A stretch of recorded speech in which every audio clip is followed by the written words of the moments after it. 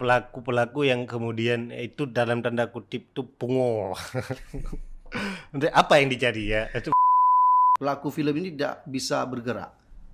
Apakah ada alasan bahwa syariat Islam sebagai sebuah penghambat misalnya? jadi Indonesia itu Aceh sebenarnya. Iya.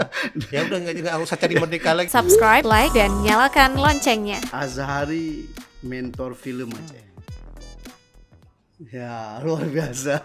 Judulnya Judulnya. Jadi abang itu mentor filmnya di Aceh. nggak banyak mentor film dia. Boleh nggak dicerita dulu sedikit? Hmm. Kapan dan apa alasan keterkaitan Bang Azhari dengan dunia film? Karena sesungguhnya begitu saya searching di Google, abang itu bukan lulusan film, tapi memang lulusan FISIP. Bagaimana riwayat kemudian terdampar dalam dunia perfilman? Film pertama kali itu di tahun 2007, Pak. Itu pertama kali buat film. Di saat kuliah di Universitas Muhammadiyah Malang. Saya S1 ya? S1. Saya ngambil jurusan pemerintahan. Waktu itu kami anak-anak Aceh yang terkumpul di sana karena saya tinggal sama orang Papua, Makassar, Bali. Jadi agak beragam. Kemudian tercetuslah ide mau buat film, tapi saya nggak tahu buat film kayak apa. Jadi nulis naskahnya bang kayak nulis novel lah. Jadi nggak tahu karena pikiran kita waktu itu film itu adalah teknis, hanya rekaman aja. Nah proses dibaliknya apakah kita nulis kayak apa terserah lah. Hal itu salah, di kemudian itu jadi salah. Itu film fiksi, judulnya Gade Aselam Rantau. Itu sama ada kawan juga dari Munasabah Pun sama lengan Masrul Afdal. Dia pemainnya. Jadi ceritanya itu adalah Gade Aselam Rantau. Jadi yang satu tersesat di perantauan, identitasnya hilang, akhirnya melebur lah. Yang satu lagi memang dia mempertahankan karakter Acehnya segala macam, tapi kemudian dia terjebak dengan isu-isu narasi kedaerahan. Papua nasib yang sama. Akhirnya syuting, kawan-kawan Papua juga terlibat. Itu film kocak pertama. Film kedua, tapi kemudian kan ada juga tahun berapa itu yang kemudian menang festival Eagle Award ya? 2011. Nah, Garam Kuta Asin Lagi, apa judulnya, lupa saya.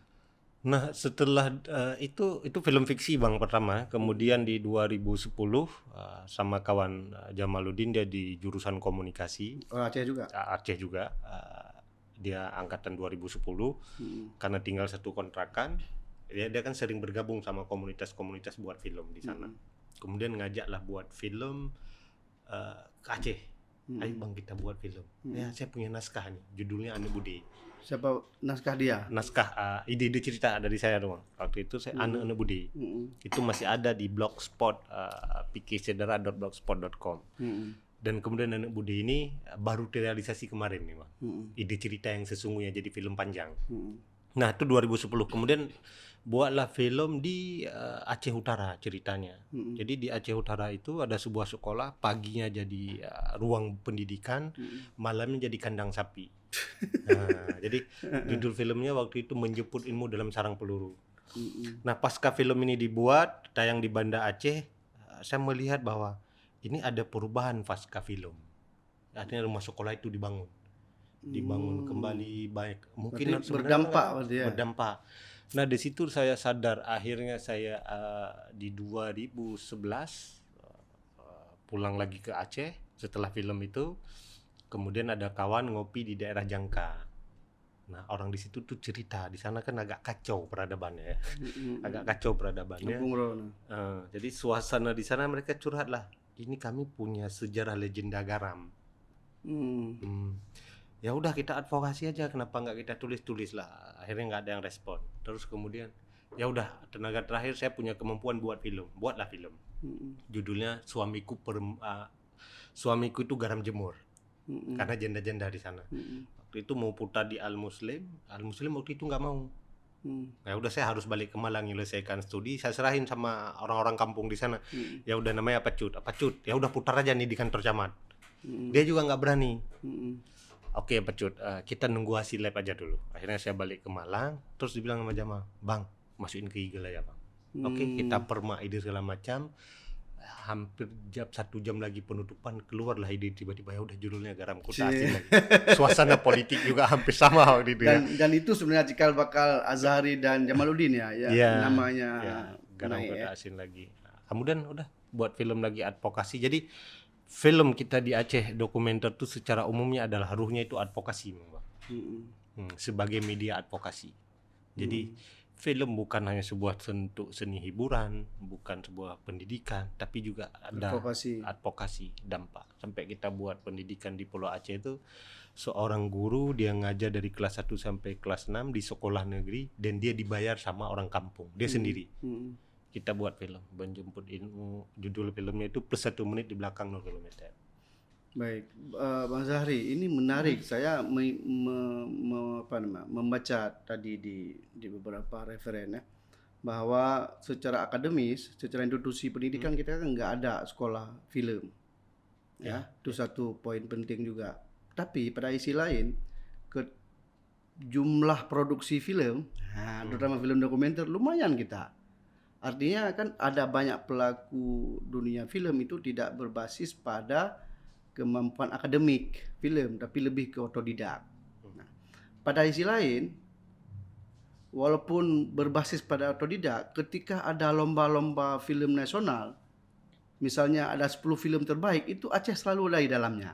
Ada ruang-ruang. Ada yang menang di antara 1 dan 10 itu. Nah, artinya walaupun tidak ada dunia kampus, ya, dunia akademis, jurusan film, tapi anak-anak Aceh ini, Kak Abang dan kawan-kawan kan punya potensi luar biasa.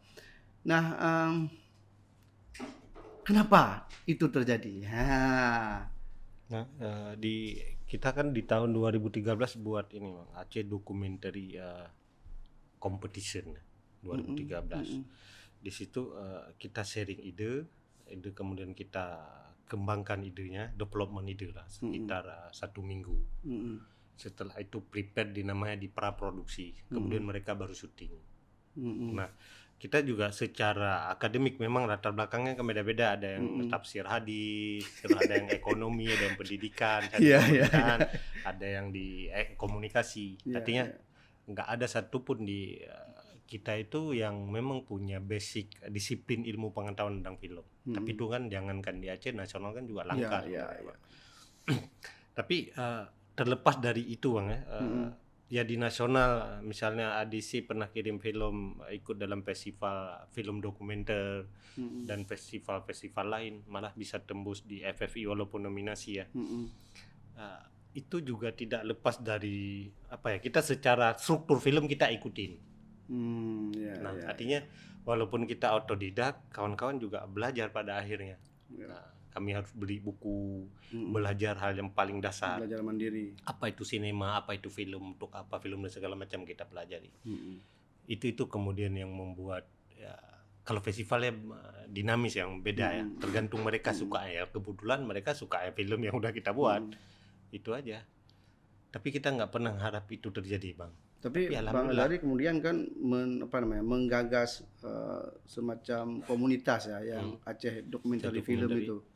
Ya, itu sudah berapa siswa dilahirkan? Itu per tahun itu, Bang, ADC itu akan ada 5 kelas, 5 orang, 5 tim itu ada 10 orang. 5 tim ada 10 orang, kemudian ada ADJ juga sama. Tapi belakangan pasca pandemi 2019-20 itu kadang ada 2, 1 film, 3 film. Kita nggak ngejar lagi kuantitas jumlahnya ya. Dan kalau dihitung-hitung seratusan ada. Karena satu tim itu 2 orang. Kalau setiap tahun itu ada 20 orang, berarti ini udah 10 tahun lebih ya. Itu Bang Azhari aja, kan banyak juga komunitas lain kan, kawan lain kan, ada juga bergerak, komunitas Bang Davi lain. dan lain. Artinya berarti kita Cukup banyak. surplus pelaku film ya, pekerja film, dan juga surplus juga film atau output yang dihasilkan kan. Nah, lalu untuk apa? Oke, nah kan beragam. Saya bilang tadi bahwa ada yang buat film adalah misinya edukasi. Kami kan fokus edukasi dan advokasi. Itu. Dan kemudian ada yang buat film memang untuk festival. Makanya jarang kemudian film-film kawan komunitas itu beredar di ruang publik kayak di YouTube. Karena yang mereka kejar memang festival. Ketika film ini diputar di YouTube, ini festival nggak mau lagi, nanti ada kriteria festival nggak boleh dipublish. Itu kemudian kenapa film itu nggak terpublish. Ya kawan-kawan komunitas ngejarnya festival pada akhirnya. Kalau misalnya dia bagaimana cara menghidupkan, nah artinya kan menghabiskan biaya itu. Ini harus real ya, artinya harus realitas lah, bahwa kita bergerak, abang bergerak di dunia film, ada biaya produksi di situ, ada biaya kru, ada biaya waktu juga. Nah, bagaimana? Apakah itu cukup dengan kita ikut lomba? Kalau menang oke lah, kalau sebaliknya bagaimana? Dan kalau lomba pun nggak ada hadiah uang, lalu hanya sertifikat aja. lalu itu kemudian itu pelaku yang kemudian itu dalam tanda kutip itu pungol. Apa yang dicari ya? Itu pertanyaannya, apa yang dicari ya? Karena ini hobi ya. Memang ya hobi, satu sisi mereka senang, hobi, happy. Ya. Tapi kan tidak cukup dengan itu, karena kita kan butuh alat, butuh ini. Ya itu kemudian lahir komunitas kan. Mereka lahir karena keterbatasan, nggak punya alat segala macam, akhirnya berkomunitas lah. Oh saya punya tripod, oh saya punya kamera. Oke, kolaborasi antar komunitas, antar pemain, antar sutradara. Itu hakikat komunitas sebenarnya kan, secara konsep dasarnya kan itu. Dan kemudian itu bubar memang. Ketika misalnya komunitas itu dasarnya dari kampus mahasiswa, begitu mereka lulus bubar. Jadi berganti lagi pemainnya. Iya. Itu Berganti karena dia tidak ada satu iklim bisnis di Aceh tentang film. Kita bioskop nggak ada. Stop situ bang. Ini menarik ini. Tidak ada iklim bisnis, tidak ada iklim industri. Tidak ada. Padahal dunia kreativitas itu ya kan, dunia sinema atau dunia film itu sangat erat kaitannya dengan dengan industri ya, dengan ini. Dan di Aceh itu tidak ada. Itu tidak ada. Kenapa? Makanya saya pernah coba telusuri bang, di tahun 2004 kan banyak anekdot mengatakan bahwa MPU melarang segala macam. Kami pernah ketemu juga sama Pak Sukri, Tungku Sukri ya, di Kriyat. Malah beliau berkata begini, itu kan alat, bioskop itu alat, tergantung kita mau ngapain segala macam. Artinya ini hanya lempar nyalahin MPU segala macam.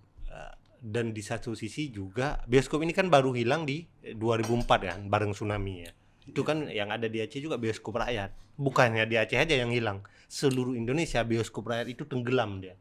Muncullah industri bioskop raksasa yang sekarang kayak 21 segala macam. Dan film-film kita ala komunitas ini ya nggak sesuai standar mereka. Nah, kita nggak bisa akses itu secara alat, SDM kan nggak bisa. Nah, dalam perspektif undang-undang syariah aja kan baru keluar 2001. Kan nggak nyambung. Kalau misalnya syariat Islam yang menghambat bioskop, berarti bioskop sejak 2002, 2003 itu udah tenggelam. Ini buktinya enggak. 2004 masih ada. Dia hilang barengan tsunami dan nggak bisa bangkit lagi. Nah, kemudian muncullah perspektif undang-undang nomor 11 tahun 2006 itu tidak mengatur tentang itu. Tentang dunia film. Ya, industri hiburan, terutama bioskop. Itu tidak ada.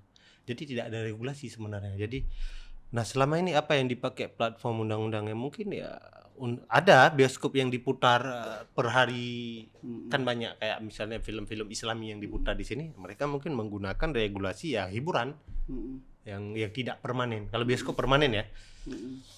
Nah itu dia mungkin nggak ada investasi, saya juga nggak tahu. Menurut Bang berarti sebuah keharusan sepertinya bahwa regulasi tentang dunia film apakah perlu untuk Aceh hari ini? Sangat butuh sebenarnya. Ini kan film di satu seni oke lah, dia adalah produk kesenian. Tapi di satu sisi dia juga jadi sebuah media. Kompleks sebenarnya film ini, Bang. Film ini tidak boleh dipandang hanya semata dia sebuah produk seni, enggak. Dia kompleks. Karena segala unsur pengetahuan, ilmu pengetahuan itu ada di film. Segala bentuk seni juga ada di dia. Nah, misalnya Ya orang hari ini kita masyarakat malas membaca. Terus tradisi Aceh ini kan tradisi lisan. Ya, oral. Oral, berdongeng, bercerita dari dulu lah melalui hikayat segala macam. Ya film lah pengganti hikayat sebenarnya. Bagaimana membangun karakter-karakter kebudayaan Aceh yang hilang ya didukung lewat film. Kalau enggak ya tontonan mereka itu sinetron. Kita nggak bisa nyalahin. Padahal sinetron itu negatifnya kan luar biasa juga kan. Iya. Jadi ini regulasi, kalau kita bicara regulasi bioskop misalnya, ya tentu analisanya adalah antara negatif dengan positif. Ya. Menurut Bang Azhari sebagai pelaku film, kalau misalnya regulasi tentang bioskop, dampak negatifnya apa, dampak positifnya apa, dan mana yang lebih dominan dampaknya? Nah, negatifnya mungkin ya kita juga nggak akan punya tempat. Sines lokal tuh nggak akan punya tempat di bioskop. Karena standar bioskop itu kita SDM, alat segala macam itu kita belum punya. Tapi dengan adanya itu, ya sisi positifnya ini, kita mungkin bisa buat dalam perspektif peraturan. Pemerintah kan bisa buat misalnya 20% tuh film lokal. Artinya sines lokal ini bisa menyesuaikan pelan-pelan dengan standar bioskop, lama-lama akan menuju ke situ. Itu satu sisi. Tapi kurasa kita Bang bukan hanya bioskop ya, kita coba melampaui peradaban. Betul. Artinya bioskop ini menjadi sebuah tontonan tradisional di zaman apakah ke depan kita nggak tahu Bang. Orang sekarang udah semua menggunakan elemen online, bioskop online segala macam. Ya kalau kita misalnya masih terjebak di wilayah bioskop, ya itu butuh. Tapi kita harus meloncat baru. Ya, kita harus meloncat ke depan lagi karena kita jauh tertinggal nih Aceh. Karena problem konflik yang cukup panjang. Menarik. Karena sejujurnya dunia sebenarnya kan kebudayaan ini ya. Tadi masih kebudayaan. Kalau kita anggap sebagai sebuah kebudayaan, ekonomi ada dalam itu, kesenian ada dalam itu, pengetahuan ada dalam itu, religiusitas agama juga ada di situ. Nah, jadi bagaimana kita menghilangkan pandangan bahwa seolah-olah syariat Islam itu misalnya ya, itu mereduksi atau membuat kita tidak lebih kreatif atau tidak para pemain pelaku film ini tidak bisa bergerak. Apakah ada alasan bahwa syariat Islam sebagai sebuah penghambat misalnya? Sebenarnya itu nggak ada. Pada hakikatnya seni ini kan dia bisa hidup di mana aja. Ketika dia bilang syariat Islam menghambat, karena kita secara kultur, karakter ya, sines ini kan hidup dengan nilai-nilai Islam sebenarnya. Tapi ketika Islam diformalkan, syariat Islam yang belakangan ini kan formalnya lah, versi formalnya lah. Tapi itu kan jadi sebuah guyonan sebenarnya, tontonan. Nah dia di lapangan biasa-biasa aja. Jadi di sines kita nggak ada problem sebenarnya, malah mengikuti ya karena kultur kita. Adat budaya Islam ini kan melekat di karakter kita. Jadi otomatis kita ngikutin itu. Mustahil itu melanggar. Jadi dunia industri perfilman atau kebudayaan atau kesenian lah istilahnya secara umum itu kan dapat menghasilkan PAD, dapat tenaga kerja, dapat dapat income terserap, kemudian nilai-nilai hidup, kearifan lokal dapat diangkat. Sejujurnya Bang Azhari, bagaimana kebudayaan kita ke depan ini, terutama dari sisi film itu dapat eksis? Bagaimana prediksi dunia perfilman Aceh ke depan? Karena gini Bang, jujur ya, untuk hidup pesimis di Aceh itu cukup banyak syaratnya, sempurna syarat. Paripurna. Kita layak emang pesimis hidup di Aceh ya. Tapi kita nggak boleh. Kita harus optimis. Artinya pada satu sisi kemudian kami sadar bahwa film itu barang baru di Aceh Bang. Nah, bisa dikatakanlah saya coba selidiki ya, sinias yang asli Aceh kemudian baru dimulai itu tahun 2000-an atau 99. Artinya kan barang baru. Barang baru, kemudian tsunami datang, terus banyak kamera datang ke Aceh, sinias datang ke Aceh buat film. kemudian itu terus malah yang dulu sandiwara, gelanggang labu itu kan familiar ya. Kemudian alumni atau anak-anak di sana kemudian buatlah kayak empang bro. Itu kan sandiwara sebenarnya. Mereka alihkan media menjadi film. Nah, itu kan pola-pola sandiwara. Dan itu era industri itu udah hilang. Tapi kan film Aceh terakhir secara industri kan empang bro. Empang bro ada lemak mabuk lah. Ya, itu yang dapat menghasilkan. Yang menghasilkan. Ada mereka model kaset ya, DVD. Kemudian era DVD udah nggak ada lagi. Sekarang era Netflix ya kan? OTT. itu sekarang makanya kami juga di Aceh Dokumenter itu lagi ngembangin memang platform OTT. Apa itu OTT? OTT itu operasi tangkap tangan. Operasi tangkap tangan pasti banyak loh. OTT ini bang sebuah platform bioskop online lah bisa dikatakan. Untuk Aceh nasional. Dia di mana aja bisa nonton. Kalau udah online ini kan dunia jadi satu bang. Betul. Nggak ada lagi sekat nih suku dalam udah nggak ada lagi. Artinya ya orang-orang Aceh yang merindukan film Aceh mungkin kita nawarin segmen itu. Ya fokusnya mau di film Aceh. Jadi itu arahnya OTT itu sebagai sebuah aplikasi platform yang kemudian menjadi didorong menjadi industrialisasi. Jadi kalau mau nonton kalau harus berbayar misalnya. Ya. Orang tinggal nonton di handphone. Netflix 1 bulan cuma 100.000, 50.000. Kita bisa nonton film sebanyak-banyak. Yang penting paket harus banyak. Wifi di mana-mana sekarang di Aceh. Sekarang di mana-mana ada. Pada main game nonton film. Tapi memang mindset bahwa dunia film itu banyak negatif itu yang harus kita kampanyekan juga, karena ada banyak film itu kan basisnya diangkat dari kajian, dari sosok yang sifatnya edukasinya, nilai edukasinya tinggi sekali. Daripada nonton sinetron. Ibu-ibu marah sama suaminya di rumah. Kan mendingan kita nonton film dokumenter, film apa. Film dokumenter itu juga kadang berat bang bagi orang kampung. Kenapa? Itu kan film kehidupan. Maksudnya mereka udah capek sehari-hari keluar dari rumah, pulang malam untuk mencari uang 100.000. Nonton lagi kehidupan. Beban ini sebenarnya ditonton oleh pemangku kepentingan sebenarnya, bukan masyarakat. Tapi kan bisa film-film lawak ya. Ya, artinya humor. Itu di satu sisi. Tapi di satu sisi itu yang dinikmatin kadang masyarakat Aceh. Karena orang kita kan orang yang suka menertawakan realitas, Pak. Bukan suka menertawakan diri sendiri. Menertawakan realitas. Ya itu yang bisa mereka pertahankan dalam hidup ya. Tuh bang, yang lain di sisi lain kita nggak ada industri misalnya. Satu-satunya sumber di Aceh itu hanya APBA. Semuanya ada ribuan pelaku film di Aceh, semuanya di situ. Tapi kan nggak mungkin terakomodir semua. Iya. Lalu itu problem besar bang. Ekosistem film nggak akan hidup. Kualitas film juga nggak akan ada. Artinya kalau film dan pelaku film, iklim industri nggak muncul, maka gotong royonglah yang terjadi. Ya, gotong royonglah yang terjadi dan itu nggak akan bertahan lama ya. Ya ujungnya orang butuh bertahan hidup kayak bang, realistis. Dia punya skill buat film, dia lama-lama kebutuhannya makin meningkat, berkeluarga segala macam, nah kayak mana dia untuk bertahan di film nih?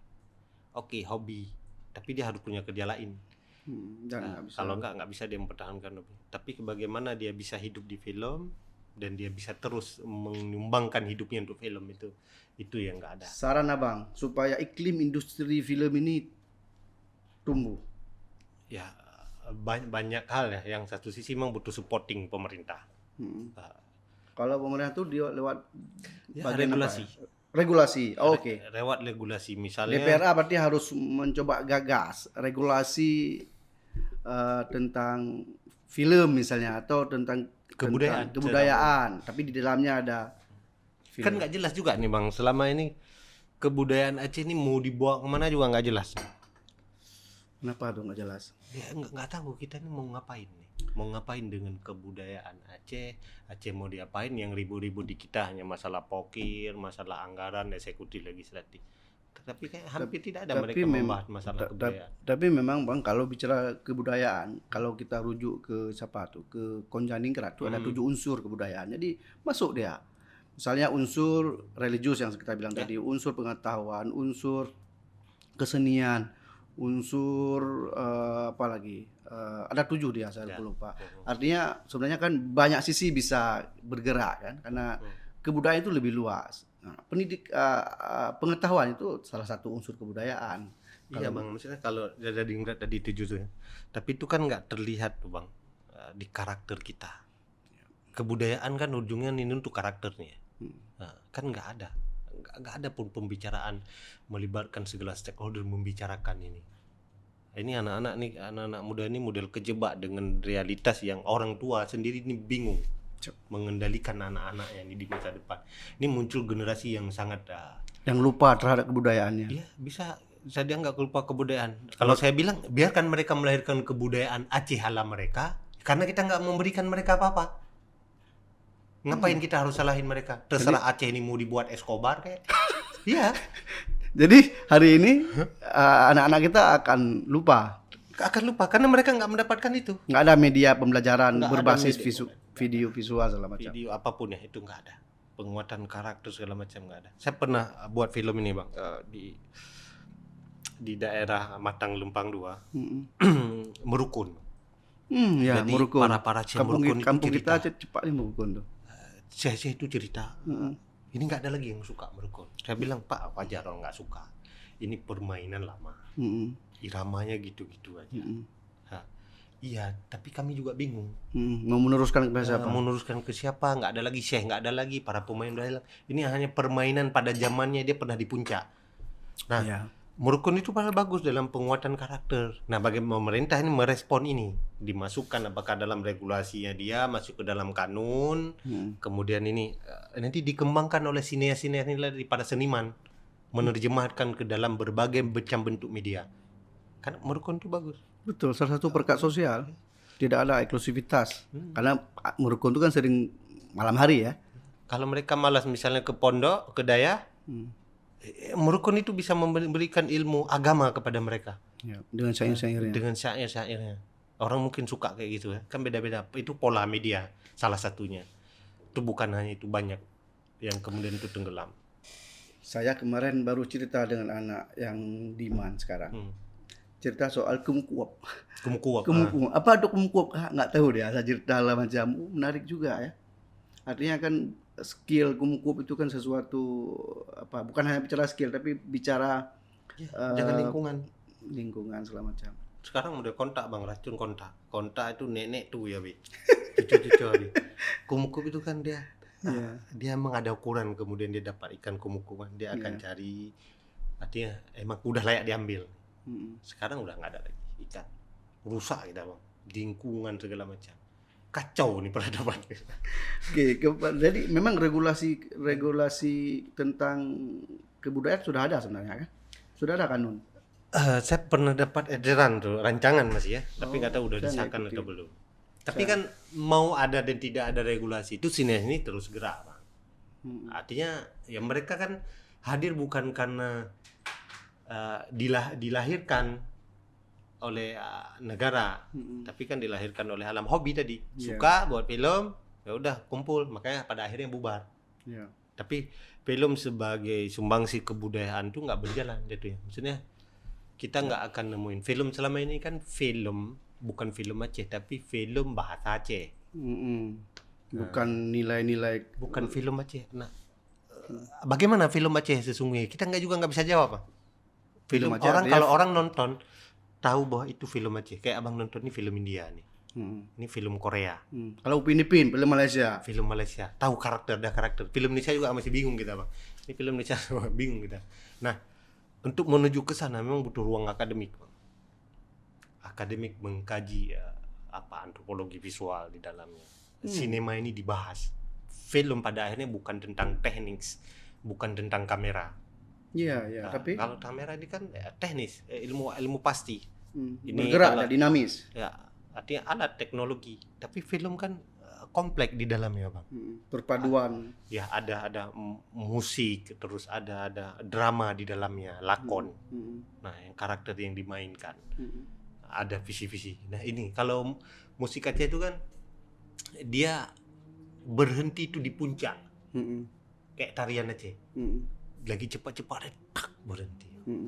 ketemu dia. Ya, betul. Nah, bagaimana film menemukan bentuk yang dia cek ya? Mungkin 50 tahun, 100 tahun. Tapi setidaknya kita udah mulai. Selama ini kan karena kita nggak tahu disiplin ilmu film. Tapi ya jangan pesimis juga, pada dasarnya juga orang buat film, misalnya ada tokoh bapak film dokumenter itu John Grierson. Judul filmnya itu Nano. Dia salah satu teknis dikirim sama kerajaan Inggris ke suku Eskimo. Kemudian dia pulang lagi ke negaranya belajar tentang teknis kamera. Akhirnya dia rekam suku Eskimo. Kemudian salah satu tokoh film dokumenter namanya John Grierson. Kemudian dia di Inggris dia memberikan nama bahwa John Grierson. Robert Flaherty inilah bapak dokumenter dan film antropologi pertama. Jadi dia merekam suku Eskimo. Kemudian berkembang film. Dan ada salah satu tokoh penulis buku, André Bazin, dia sineas juga di Perancis. Dia bilang begini, Lumiere bersaudara itu bukan seniman, tapi bisnismen yang jenius, kata dia. Ya, yang mempopulerkan film kemudian orang nonton di bioskop. Jadi antara seni, kapital itu harus berbarengan. Jadi nggak bisa dipisahin, karena konsepsi pahlawan itu harus menderita itu salah. Nggak cocok. Dan anak sekarang nggak mau juga. Pahlawan nggak kayak gitu. Nabi Muhammad kan nggak miskin kali lah. Betul. Nggak kayak gitu, jangan dibayangkan Nabi susah segala macam secara manusia, enggak. Jadi dia mencari harta juga untuk terus dia menyumbangsikan kehidupan. Namanya uswatul hasanah. Betul.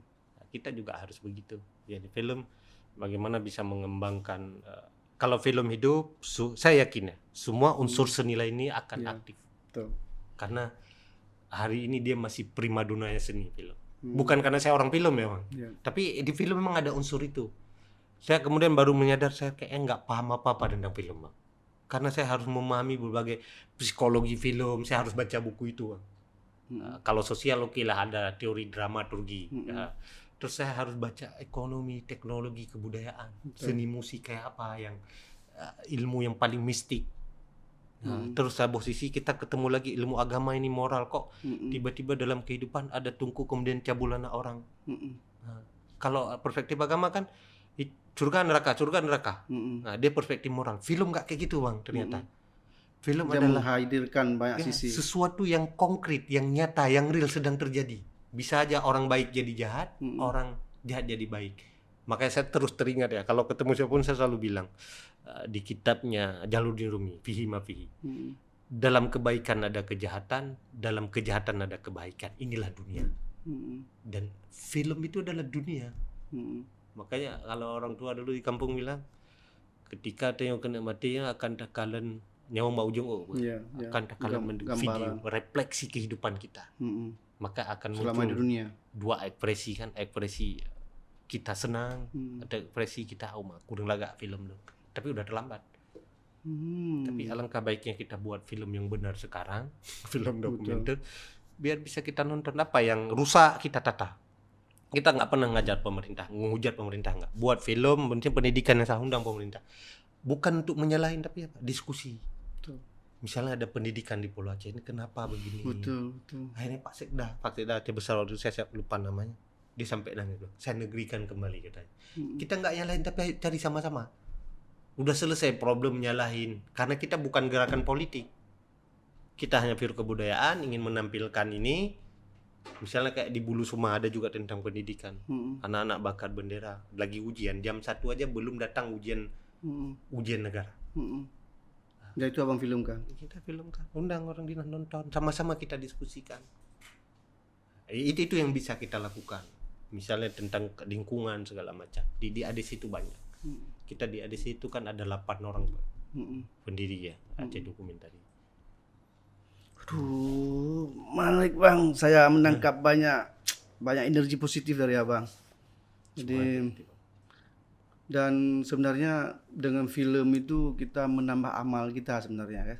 Karena itu kan artinya kita buat film bukan film yang apa gitu, tapi kan lebih kecenderung ke film dokumenter, film realitas sosial yang abang gambarkan tadi.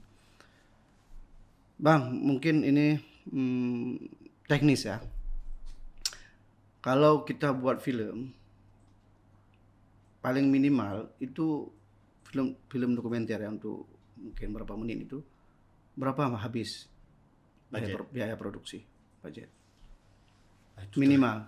Pengalaman abang, atau dari banyak film abang itu mana yang paling sederhana budgetnya? Saya nggak pernah ngitung, tapi pasti banyak bang habis. Kita ngitung real semua kan, alat. Ini kamera aja bang per hari 250 itu masih kamera. Belum lagi soundnya, audionya. Itu aja satu paket per hari udah 1 juta kadang. Satu hari. Iya, itu sewa alat aja. Ya, makanya butuh komunitas sudah dila. Nah, kalau real itu biasanya kita konsumsi lapangan itu udah ada alat ya. Itu paling 3 juta itu untuk makan aja, dokumenter. Itu alat udah ada semua. Alat kan per hari paling banyak, dan yang paling banyak ngabisin budget sebenarnya itu di pra. Iya Pak? Pra. Di Karena, pra ya. Karena dalam produksi film itu pra-produksi inilah yang paling memakan durasi ya. Dia misalnya 80% pra, 20% syuting. Karena di pra ini di prepare sematang-matangnya. Di fiksi kan juga kayak gitu. Apalagi di dokumenter ada lagi proses risetnya. Ini yang agak paling lama. Nah, riset itu paling lama. Saya riset film garam itu kan sekitar 1 bulanan lebih. Saya bolak-balik malam kampung, menjadi orang kampung, apa yang mereka lakukan. saya udah ikutin aja. Iya. Terus di Pulau Aceh juga kayak gitu. Malah saya sambil riset ngambil gambar, kemudian baru saya nyusun di editing. Itu bolak-balik sampai 2 tahun di Pulau Aceh, malah 2 tahun. Malah ini ada film satu lagi yang saya sedang garap mulai 2012 sampai sekarang, Megrop bang. Apa Megrop? Megrop tentang tarian, dokumenter tarian. Itu di mana? Seluruh Aceh? Itu seluruh Aceh itu bang, Megrop. Sedang Rabani Wah itu kan Megrop sebenarnya bang. Sedang abang garap sekarang? Ya, sedang garap Megrop. Belum selesai karena harus baca lagi referensi buku, akhirnya ketemu yang aslinya di daerah Nagan. Di Pulau Aceh juga pernah ketemu di Sigli. Bahwa Megrop itu ada seluruh Aceh. Film-film, abang pernah garap film-film dokumenter berbasis pada inspirasi tokoh misalnya segala macam. Karena kita kan kebanyakan tokoh, banyak tokoh yang banyak sekali inspirasinya, rekam jejaknya yang sangat baik. Lalu tapi kita kan nggak sering kita angkat. Ada nggak pengalaman abang? Ada di Aceh dokumenter itu bang. Film dokumenter ini sebenarnya tokoh bang. Tapi dia tokoh yang tidak familiar di ruang publik aja. Pada akhirnya kan dia tokoh. Misalnya tentang garam. Ibu itu kan tokoh yang ya, dia akan auto jadi tokoh di dalam film itu. Nah, tapi dia bukan tokoh yang punya pengaruh secara global ya. Apa yang dia lakukan kan hanya untuk dirinya aja. Kalau tokoh yang setnya yang maksud adalah autobiografi kayak Ali Azimi gitu ya, itu belum. Kita terakhir buat film Aceh dokumentari itu Surat Kaleng.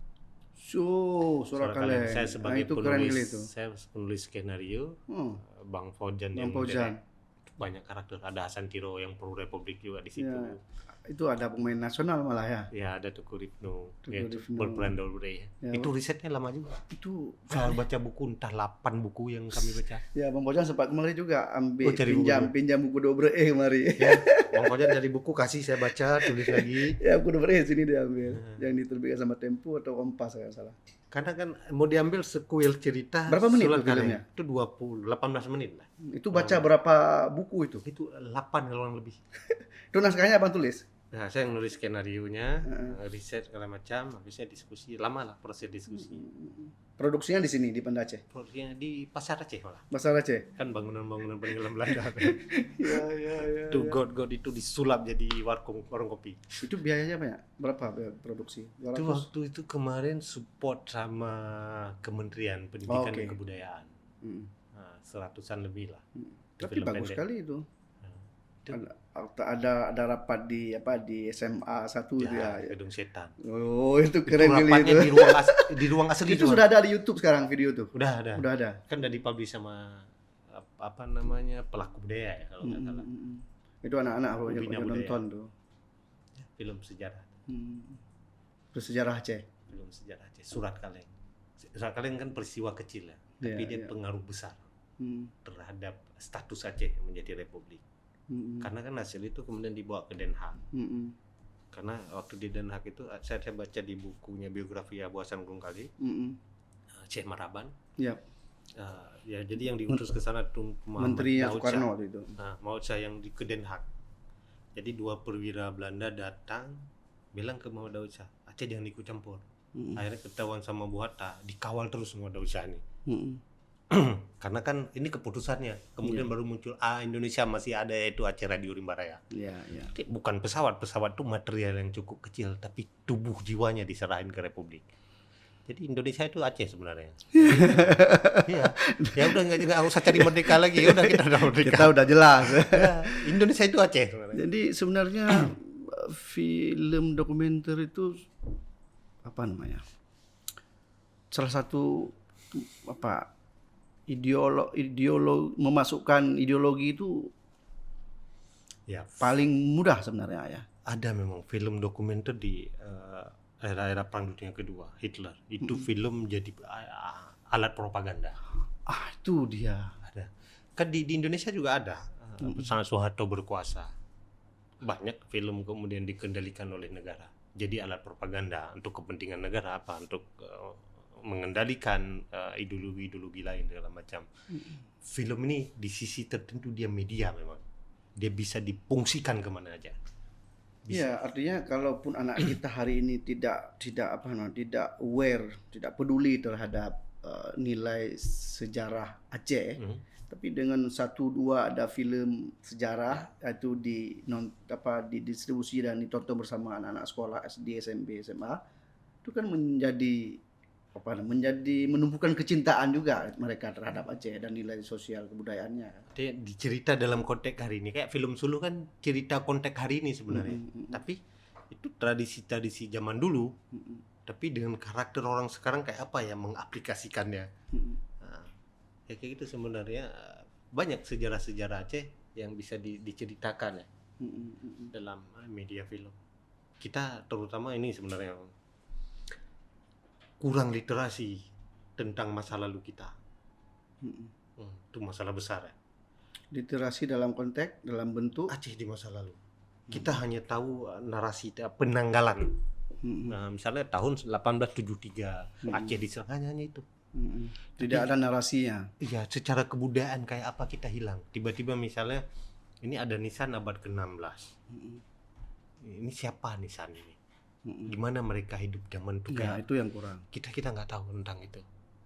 Jadi ya Aceh itu ya bingung. Kita sendiri bingung tentang Aceh itu kayak apa. Sebuah kebingungan sebenarnya bicarakan tentang Aceh. Tapi Aceh masa depan nggak kebingungan kan? Aceh masa depan itulah Aceh yang makanya kita nggak usah pikir ke masa lalu. Betul. Jalan aja ke masa depan. Karena masa lalu itu penting di satu sisi ya. Tapi terus kita kerja, tapi jangan istilahnya jangan kita bersedih. Sambil jalan ke masa depan, masa lalu ini terus pelan-pelan dikorek.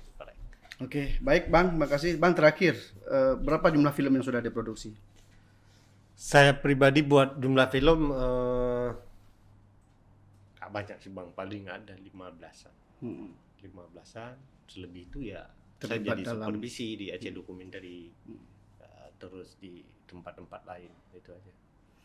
Baik, Bang Azhari, luar biasa, betul-betul mentor film Aceh. Ya, banyak sekali menteror.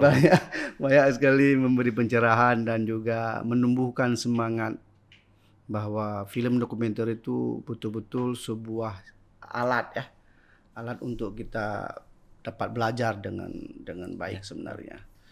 Makasih Bang Azhari, insyaallah kita ketemu di lain kesempatan. Terima kasih udah diundang ke Sago TV. Mantap. Doa juga lah supaya Sago ini dapat eksis. Baru kali ini luar biasa. Saya nggak kebayang nih ada literasi banyak buku. Ini buku-buku Banda Publishing sebenarnya. Jadi Sago TV kita pelan-pelan lah ya. Yang penting harus konsisten aja di tengah dunia seperti ini. Makasih Bang Azhari. Makasih banyak. Assalamualaikum warahmatullahi wabarakatuh. Waalaikumsalam. Jika video ini bermanfaat untuk Anda, silakan subscribe, like, dan nyalakan loncengnya.